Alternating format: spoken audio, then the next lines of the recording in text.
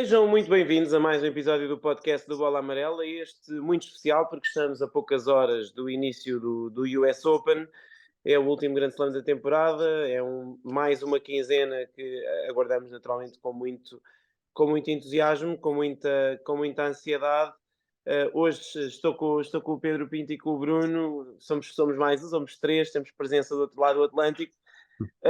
E muito rapidamente, passando já a bola para vocês, nós fizemos aqui durante os últimos dias as nossas previsões, as nossas antevisões.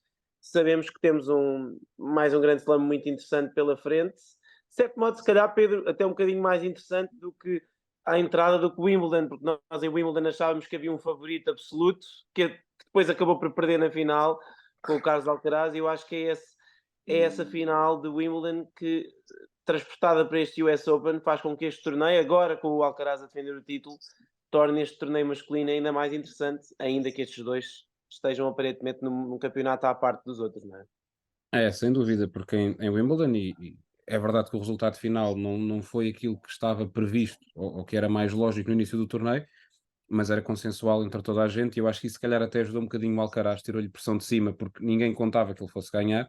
Um, tudo apontava para o Novak Djokovic. Agora no US Open a conversa é diferente, e nós sabemos que historicamente é o grande slam mais imprevisível, se bem que, mesmo que historicamente seja assim, eu acho que realmente temos aqui o Djokovic e o Alcaraz num patamar à parte. Depois está ali o Daniil Medvedev e depois mais uma série de jogadores, mas claramente o Djokovic e o Alcaraz em cima, sendo que o Alcaraz desta feita não vai poder jogar tão soltinho como em Wimbledon, porque ele defende o título, sabe que na questão do número 1 não pesa muito, porque ele sabe que vai deixar de ser número 1, era preciso acontecer algo verdadeiramente escandaloso para o Novak Djokovic não ser número 1 do mundo depois do US Open, mas vai ser um torneio muito, muito interessante. O Novak Djokovic cheio de fome para mostrar que ainda pode ganhar mais um título do Grande Slam, chegar ao 24º, vem motivado da final de Cincinnati, que tem uma importância relativa para o torneio, não acho que seja determinante, mas que, especialmente para o Djokovic, terá sido importante.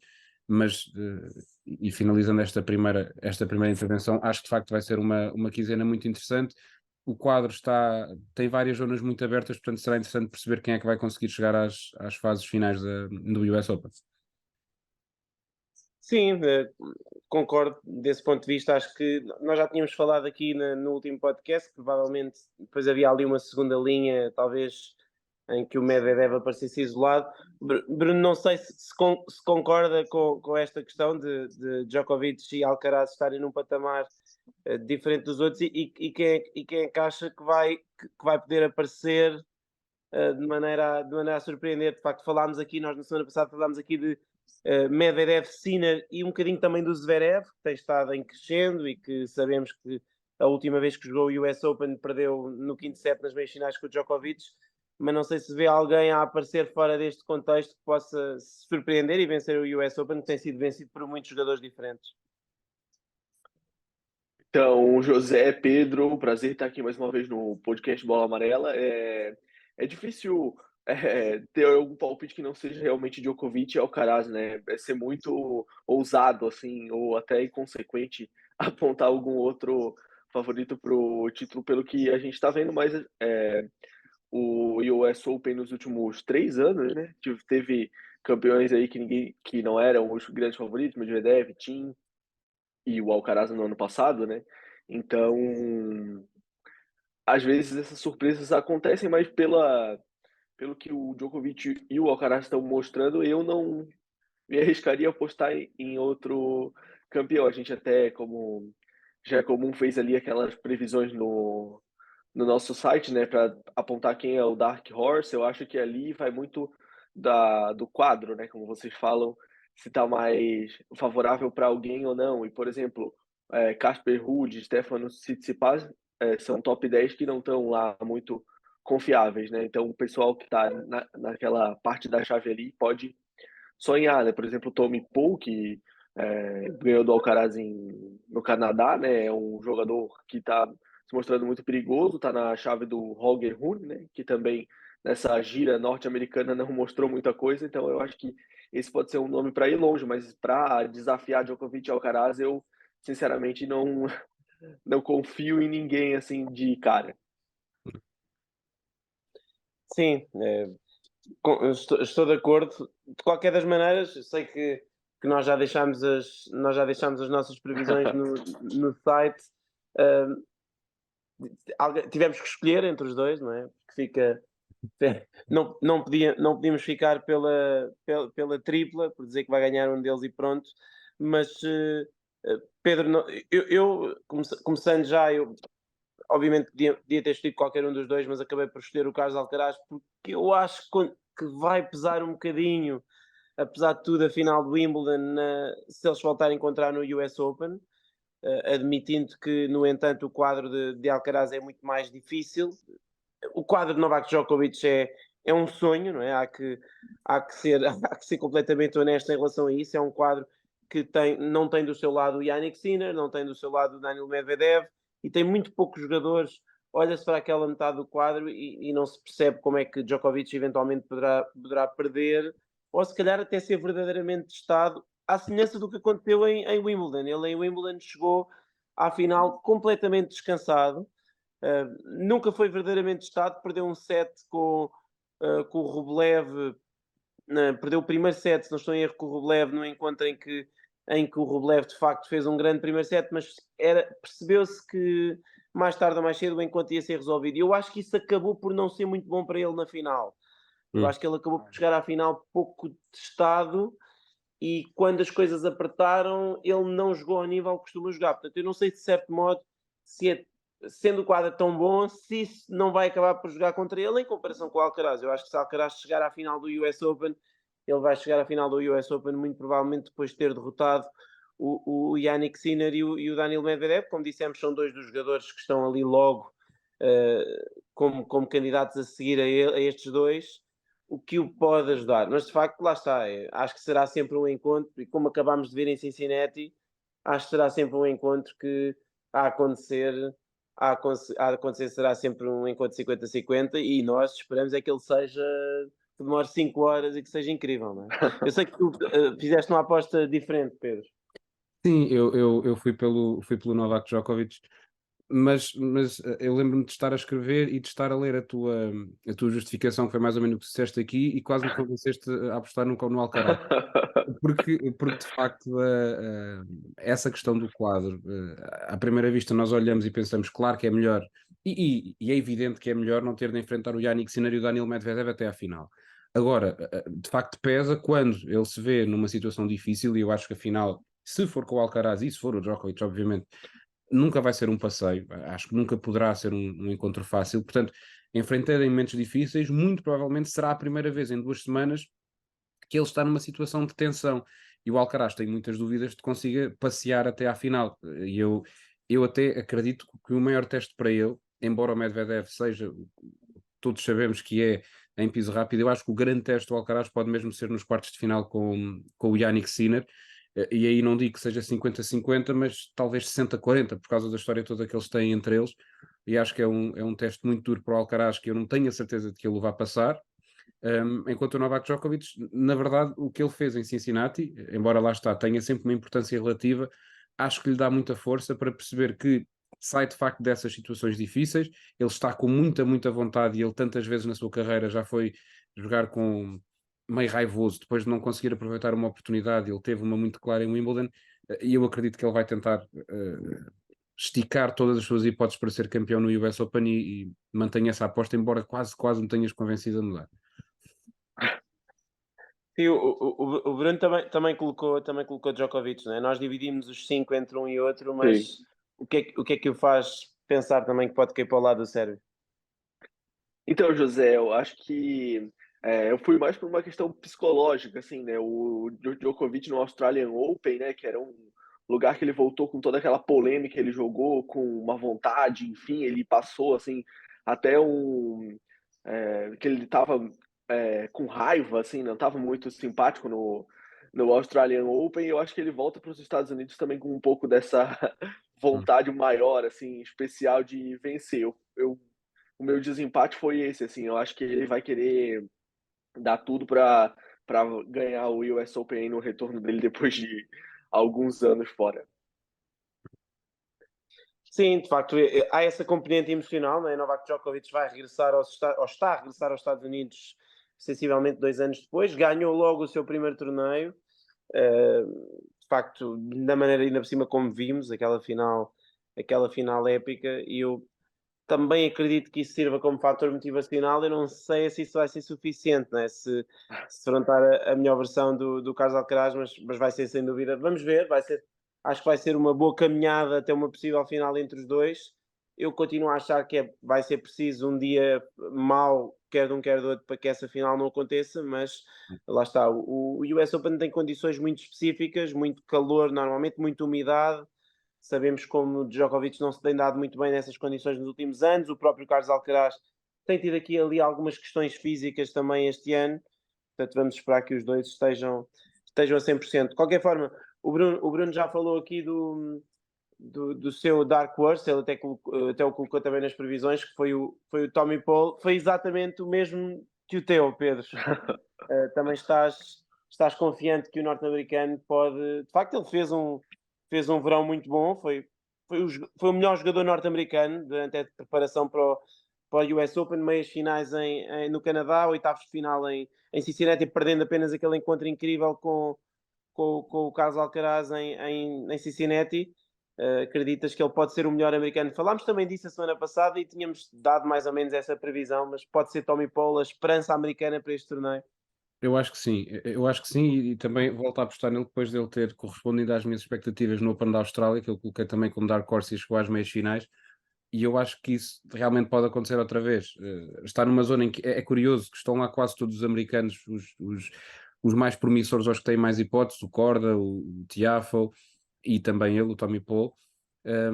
Mas eu acredito que, como ele tem tido um nível médio mais estável, tem sido um jogador um bocadinho mais constante, e é curioso porque isso era um bocado o mal dele, que andava muito aos altos e baixos, mas ele este ano tem estado muito seguro e parece-me difícil quem ele vai ter pela frente, embora tenha o Alejandro Davidovich, que é sempre um jogador difícil e os dois podem travar aí uma batalha dura, mas de facto olho para o quadro dele e não me parece que ninguém o vai bater. Agora, há uma coisa a ter em conta, obviamente o Holger Rune, se o Rune estiver bem e fisicamente estiver impecável, aí a conversa muda um bocadinho de figura e será importante perceber ao longo da primeira semana como é que ele vai estar, mas é uma previsão um bocadinho a pegar no facto de o Rune não ter ganho desde o Wimbledon, ter estado a arrastar-se no corte sem conseguir fazer praticamente nada, e vai um bocadinho por aí, portanto sim, acredito que o Tommy Paul pode aproveitar.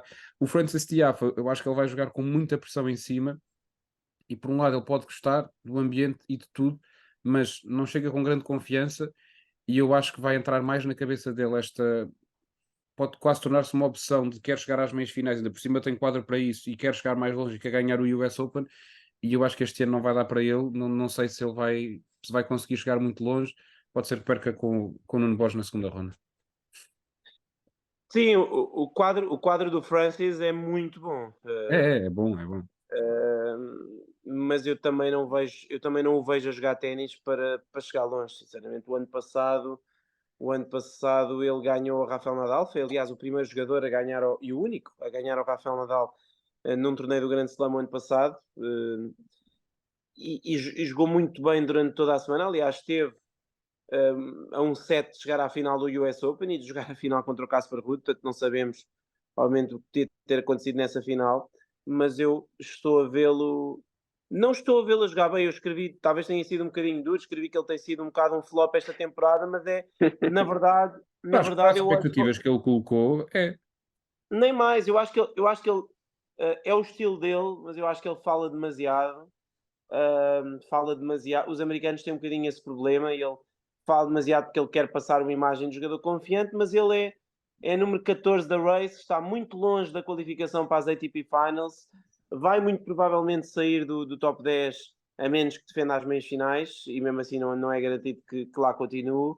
E o ténis que tem apresentado, muito sinceramente, não convence. Ele é vulgarizado nestes dois torneios, perto com o Milos Raonic e com o Stan Wawrinka. É vulgarizado pelo Stan Wawrinka. Portanto, são dois grandes jogadores, mas um jogador que quer assumir-se como um jogador de topo, não pode perder em dois torneios consecutivos para dois jogadores que estão em fases teoricamente finais da sua carreira. O Raonic até se calhar mais do que o Wawrinka, porque diz que provavelmente vai ser o seu último ano. Portanto, acabou por ser a minha aposta para o primeiro top 10 a cair, mas pelo simples facto que eu tenho sempre algumas dificuldades em ver jogadores do top 10 a cair nas primeiras rondas de torneios do Grand Slam enquanto há melhor de 5 sets. Eu acho que apesar de tudo, enfim, há a questão do Stefanos Tsitsipas, que foi ainda aquele que me fez abanar mais, porque ele nunca ganhou um set ao Raonic, mas apesar de tudo eu continuo a achar que é mais provável ele ganhar do que perder.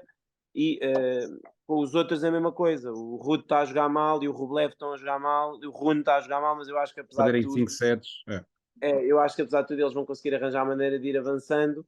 O Tiafoe foi um bocadinho para aproveitar a proximidade do Nuno Borges no quadro. Era bonito o Nuno eliminá-lo em sessão noturna no Arthur Ashe Stadium. Podemos sonhar pelo menos com esse momento que seria bom para o ténis português. Aproveitando isso, Bruno, o ténis brasileiro esteve para não ter nenhum jogador no quadro principal masculino, mas vai ter o Filipe Meligeni, que é de facto um rapaz que já merecia, um garoto, como vocês dizem aí, que já merecia este momento. Ele ia ter um encontro com o Kenny Nishikori, que seria talvez mais especial do que defrontar o James Duckworth, mas por outro lado, eu penso que o Meligeni parte com favoritismo para este encontro contra o Duckworth, que acabou de perder forte contra o Skatov no qualifying, não é? Pois é, é uma situação engraçada do Felipe Meligeni. Ele está longe do melhor ranking dele, né? Mas esse ano ele conseguiu várias marcas importantes. Ele estreou em Masters 1000, né? Miami, ganhou o primeiro jogo dele ATP em Los Cabos e agora vai estrear em Grand Slam. Eu acho que ele está mostrando a capacidade dele em quadradura, né? Como você falou ali, o Kei Nishikori seria divertido, né? Para ele estrear em slams, mas agora é um jogo mais ganhável, assim, né? Então eu acho que para ele já é um objetivo cumprido, né? Ele ter chegado ao quadro principal, mas ele tem uma chance de pelo menos superar uma rodada, né? Que seria importante até pela questão do ranking ali que eu citei, né, para se aproximar um pouquinho mais ali do top 100, 120, por aí. Então eu acho que ele vai chegar também com um pouco mais de pressão, né? Se fosse o Nishikori, talvez ele jogasse um pouco mais livre, né? Já que é um jogo mais vencível, ele vai ter essa pressão de tentar aproveitar a oportunidade de ganhar um jogo de Grand Slam.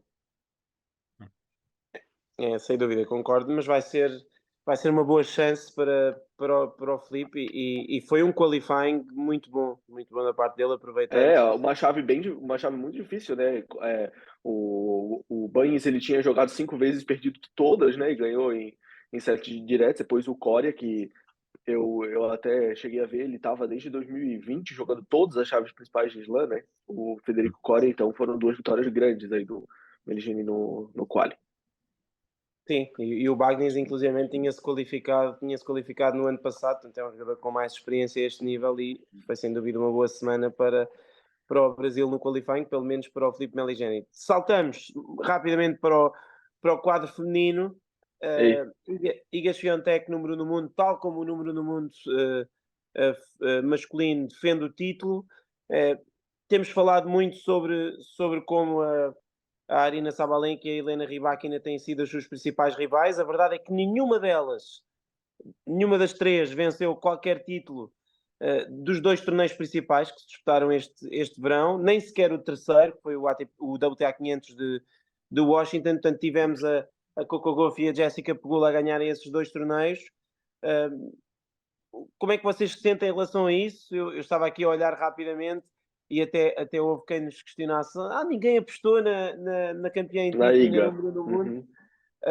Se calhar começo por aí, Pedro, porque é que achas que ninguém está confiante o suficiente na Iga Swiatek para ela ganhar o título no US Open? Eu acho que nem ela está tão confiante quanto isso. Acho que a questão é essa. Porque tem havido muita conversa sempre, parece que nunca está completamente bem, e há sempre qualquer coisa, tem dito sempre qualquer questão porque está mentalmente cansada, porque está fisicamente cansada, porque as condições são isto ou são aquilo, tem havido muita coisa. E a verdade é que inicialmente se este quadro fosse feito logo depois do Wimbledon eu dizia que tinha sido de facto muito bom para ela, tinha-lhe calhado a Coco Gauff outra vez e ia-lhe ganhar mais uma vez.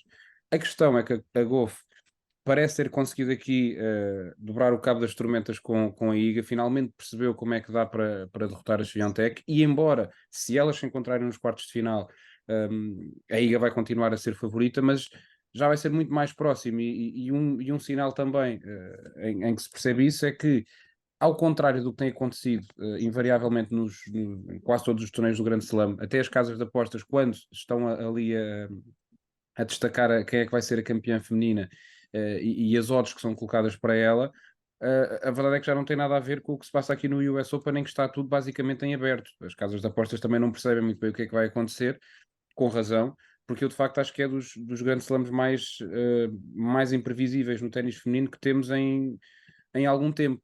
É óbvio que continua a ter muitas hipóteses de ganhar, mas aliás, a minha aposta nem sequer foi nenhuma das três, foi um bocadinho, saiu um bocadinho do normal, apostei na 11 Jabeur, porque acredito que pode tentar aproveitar o quadro, embora a Aryna Sabalenka seja a melhor jogadora em Grand Slams este ano. Mas de facto é irónico, porque ninguém apostou na Iga, se calhar até vai ganhar ela, mas na verdade é que não a sinto tão confiante nem tão autoritária. E aquela questão que ela tinha, e se parecia ao longo do último ano e mais uns meses, os encontros ficavam complicados, ela arranjava maneira de os ganhar sempre. Agora isso já não aconteceu. Não aconteceu em Wimbledon, não aconteceu com o Coco Gauff também. E eu acho no US Open, se ela se vê outra vez numa situação dessas, eu acho que não é limpo, não é seguro que ela consiga sair tranquilamente dos problemas. Não vejo isso acontecer de forma tão tranquila, mesmo que até chegue à final, e onde aí com uma Sabalenka ainda mais se pode tornar perigoso para ela enfrentar esses problemas, porque eu não a vejo tão confiante e tão autoritária. Sim, tem sido. A verdade é que ela o ano passado também estava a jogar de É forma verdade. algo trêmula. Eu lembro-me que ela esteve, se não estou em erro, 7 break abaixo contra a Jule Niemeyer nos oitavos de final e acabou por Sim. encontrar maneira. Teve break abaixo no terceiro set com a Sabalenka nas meias finais. E Vamos o ver, verão, lá o está, verão como tu dela não dizes. foi bom, e o verão dela também não tinha sido bom. Sim. Vamos lá ver se, como dizes, ela vai ser capaz de encontrar maneira para resolver os problemas, porque é isso. Eu acho que ela, o ano passado, sentia-se que ela era muito superior às outras e, portanto, não precisava de jogar o seu melhor nível para brilhar. Este ano, não sei se isso é tão seguro assim. Acho que há de facto jogadoras que começam a acreditar que podem derrotá-la. Acho Ainda que isso assim, é ela tem feito diferente. uma época incrível. Está na luta pelo número 1 no mundo, que com todos os pontos que ela tinha a defender, ainda se aguentar como número 1 até setembro é impressionante. Eu acho que mostra muito bem a capacidade, o caráter dela e a época que tem sido boa também. Por outro lado, não tem sido tão boa como a época passada, mas claro que ia ser difícil que fosse tão boa como uma época em que se ganha 30 e tal encontros consecutivos. O Bruno, já agora, antes de passar à aposta do Bruno, eu apostei na Sabalenka.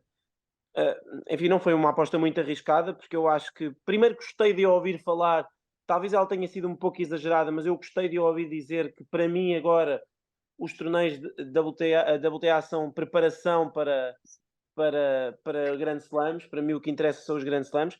E a verdade é que ela tem sido a melhor jogadora do mundo em Grand Slams, faz título no Open da Austrália, meias finais em Roland Garros e em Wimbledon. Agora, também é verdade que perdeu tanto em Roland Garros como em Wimbledon nas meias finais a partir de uma situação dominante no encontro. Esteve a ganhar com 7 e break, tanto contra a Ela devia ter Mukova em jogado Roland as três Garros. finais, ela devia ter jogado as três finais, grosso modo. Exatamente, deveria ter jogado as 3 finais e poderia neste momento já ter mais do que o título do Grande Slam este ano. A verdade é que ela regressa ao piso rápido, que foi a superfície onde ela venceu o seu último Grande Slam, e a sua forma no verão, não tendo sido incrível, porque perdeu, não chegou sequer a nenhuma final, mas perdeu com as duas finalistas, com a Samsonova em Montreal e com a Mukova em Cincinnati, e não me parece também que ela esteja, ou seja, que olhando para ela, não estou muito preocupado com a forma dela. Acho que ela aparece em condições de poder ganhar o torneio, e estou muito curioso para ver o que é que vai acontecer. Agora, também vos digo, se tivesse que arriscar,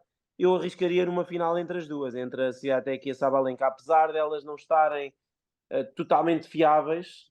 Diria que se tivesse de arriscar, porque elas têm sido consistentes. Ainda agora fizeram estiveram as duas outra vez bem em Cincinnati, e perderam as duas na meia final, é verdade, mas chegaram lá as duas. Portanto, e diria que se elas voltarem a defrontar a Gauff e a Mukova nas meias finais do US Open, elas voltam a entrar como favoritas, apesar de terem perdido esse encontro. O Bruno arriscou na Jess Pegula, que tem aquela tal questão dos quartos de final em Grand Slams. Ela talvez devesse ter pelo menos chegado à final do Wimbledon, porque perdeu um jogo em que perdeu com a Vondrousova, um jogo em que esteve a ganhar por 4-1 com o ponto para 5-1, depois defrontava a Svitolina nas meias finais. O Bruno Foi a acha que vai chuva. ser desta. Sim, fechou o teto. Mas acha que vai ser desta que a Pegula vai quebrar esse enguiço? Olha, José e Pedro, eu confesso que eu coloquei a Pegula antes de ver a chave dela. Depois que eu vi a chave, eu fiquei, não sei se ela vai conseguir, não.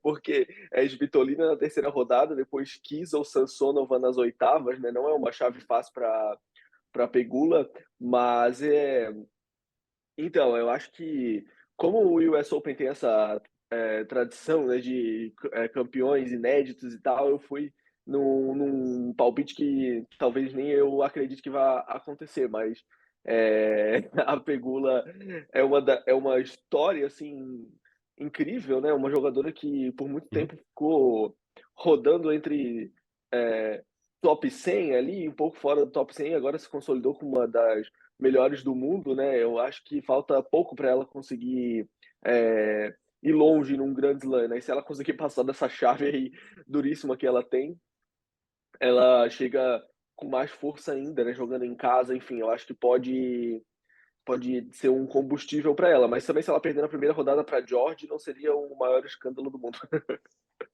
Sim, mas ela tem um quadro de facto interessante. O início é duro, mas uns quartos de final, em teoria, com a Sim. Khrushcheva, com a Caroline Garcia, não é de todo assustador. A Garcia não vai chegar, né? Pois, também acho que não. Sim, eu concordo. Acho que é um.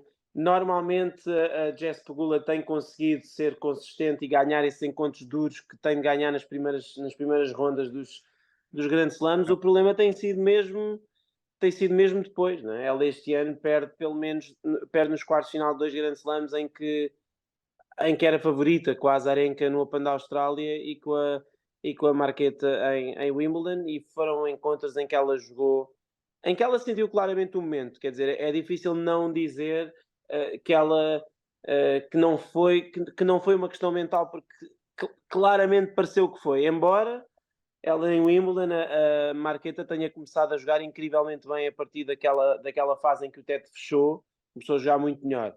Mas de qualquer das maneiras, a Pegula tinha a obrigação, entre aspas, de vencer esse encontro e acabou por não conseguir. De qualquer forma, acho que vai ser um torneio feminino muito interessante. O Pedro já falou também da questão da Goff, que obviamente vai ter muita pressão, vai começar já aqui por jogar na sessão noturna logo na primeira jornada, portanto acho que vai ser. Já mandaram a E Iga para. podemos ter Goff e Andreeva de novo, né, na segunda rodada. Uhum. Sim, exatamente na segunda ronda. Elas que em Roland Garros tiveram um encontro interessante em que a russa venceu o primeiro set, mas acabou depois por entrar ali numa espécie de birra nos 2 sets seguintes e as coisas acabaram por não lhe correr tão bem. É inevitável falarmos da Bia, Bruno, para fechar aqui o podcast. A Bia, enfim, algumas dúvidas, não é? Em relação, ela não tem tido muita sorte nos sorteios, ainda agora em Não.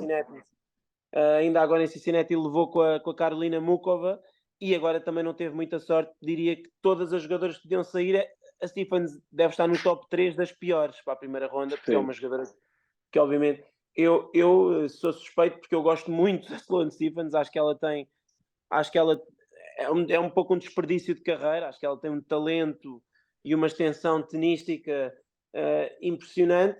Agora também é uma jogadora que pode simplesmente não lhe apetecer e facilitar um pouco a vida à Bia, mas normalmente quando está motivada e no US Open ela vai tentar, e quando tenta é muito perigosa.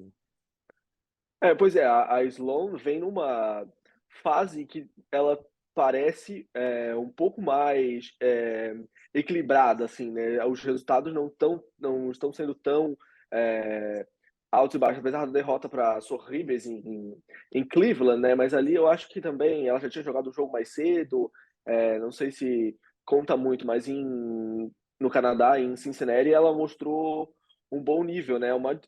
Como você falou, provavelmente uma das piores estreias que a Bia poderia ter, e eu acho que a Stephens, se ela ganhar de qualquer jogadora na chave, não seria surpresa, né? Então, e se ela perder também, não Pois, seria lá uma grande surpresa. É difícil de prever o que ela vai mostrar, mas eu espero um jogo bem difícil para a Bia, né? A Bia ganhou da Stephens, foi a primeira vitória dela contra uma top 10 na carreira, né? Então ela tem essa questão de já ter vencido, mas é um jogo bem imprevisível.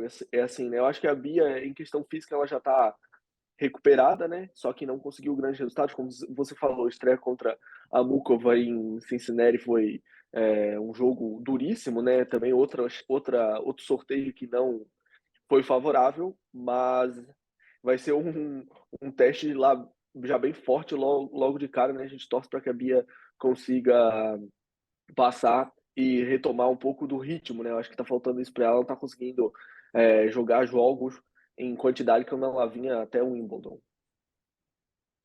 Sim, acho que essa é uma das chaves. Obviamente, quando se defronta jogadoras com a qualidade da Carolina Mukova na primeira ronda, fica naturalmente mais difícil, mas vamos acreditar que a Bia vai fazer um bom encontro. Enfim, é um dos melhores encontros da primeira ronda e Sim. esperemos que corresponda às expectativas e seja um grande embate. E pronto, está mais ou menos tudo contado. Foi aqui uma boa resenha inicial para este torneio. Começa daqui já a algumas horas. Nós, provavelmente, quando estiverem a ouvir este podcast, o US Open já estará em andamento. Já sabem, podem acompanhar-nos na versão portuguesa, na versão brasileira, ao longo destes 15 dias. Muitas notícias todos os dias, a toda a hora.